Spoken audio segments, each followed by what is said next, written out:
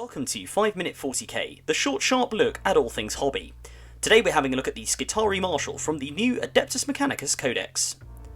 So who is the Skitari Marshal? Well, in the lore, these are the leaders of the maniples and cohorts of the Skitari, the basic troopers of the Forge world of the Adeptus Mechanicus, marching across the galaxy to acquire knowledge and generally cause trouble for the enemies of the machine god, the Omnissiah. In the book, he's an HQ choice, coming in at a nice cheap 45 points or 3 power level. He has the Forge World, Infantry, Character and Doctrina Assembler keywords. Quite important Doctrina Assembler, as you need a Doctrina Assembler keyword character on the board in order to benefit from the Doctrina Imperatives rule that's available to Adeptus Mechanicus armies. He has Movement 6 inches, Weapon Skill 3, Ballistic Skill 2, Strength and Toughness 3, 4 wounds, 3 attacks, Leadership 8, a 4+ save and a 5+ invent save.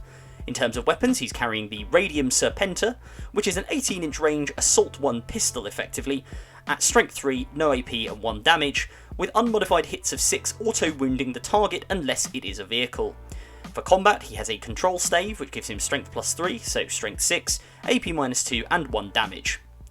Like all Skitari units, he can benefit himself from Doctrina Imperatives, and he has some interesting rules as well. First up is Control Edict, which means that in your command phase you can select a Forge World Skitari unit within 9 inches of the Marshal, or one friendly Forge World Skitari data tether unit anywhere on the battlefield. Gotta love that Adeptus Mechanicus Wi-Fi. This allows you to ignore the depreciation effect of the active Doctrina Imperative. For anyone who doesn't know, Doctrina Imperatives allow you to have a buff and a debuff, and this allows you to effectively get rid of the debuff on the unit that you select.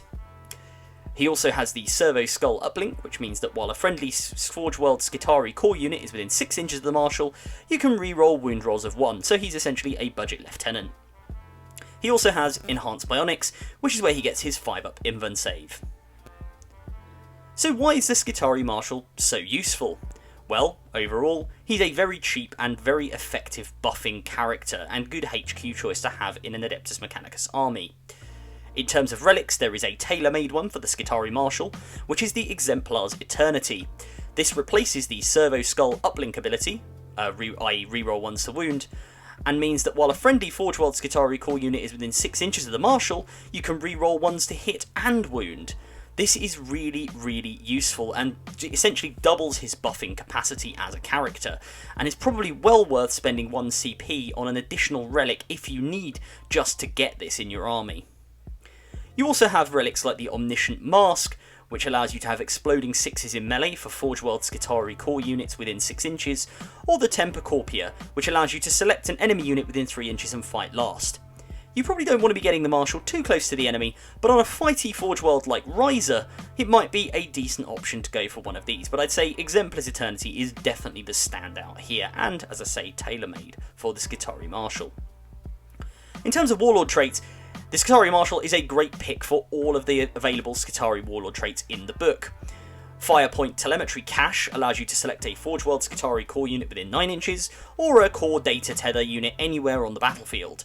And it receives the benefits of light cover, i.e. +1 save against ranged attacks, and if the model is entirely on or in terrain and is infantry, add an additional +1 to the save. This is really powerful, giving you an effective +2 to save if in terrain and +1 anywhere else, and really nice when stacked with Lucius's Forge World ability to get +1 to save against 1 damage weapons anyway. Programmed Retreat allows you to select a Forge World Skitari core unit within 9 inches, or a Forge World core data tether unit anywhere on the battlefield, and that unit can fall back and shoot. Fall back and shoot is a really powerful ability in the game, and again, given you probably don't want to get this guy in combat, the ability to fall back and use the full power of Adeptus Mechanicus shooting on a unit is really, really helpful. Battlesphere Uplink allows you to, again, select a Forge World Skitari core unit within 9 inches, or a Forge World core data tether unit anywhere on the battlefield, and that unit can move and fire heavy weapons and advance and fire assault weapons without penalty. Maybe quite handy, good on those las cannon chickens with their assault las cannons, just to get them around the board if you need to advance them. Multitasking Cortex, Archived Engagement and Eyes of the Omnissiah are also potentially very useful, so again, a really good candidate for all of these Skitari Warlord traits. In terms of Forge Worlds to use with the Skitari Marshal and across your army, Mars heavily benefits Skitari units, but Lucius at the moment is a very solid pick with its abilities, and very much the meta at the time I'm making this video, so one that you're likely to see on the board, again giving you +3 inches to the range of your range weapons, and +1 save against 1 damage weapons, so really tanky and really going into the shooting that the Adeptus Mechanicus is known for. Overall, a really good unit, nice and cheap, and really effective to stack buffs on top of for your Skitari units. Thanks for watching, I hope you enjoyed this video. Don't forget to like, subscribe and comment below and let me know what you'd like to see on future episodes of 5 Minute 40k.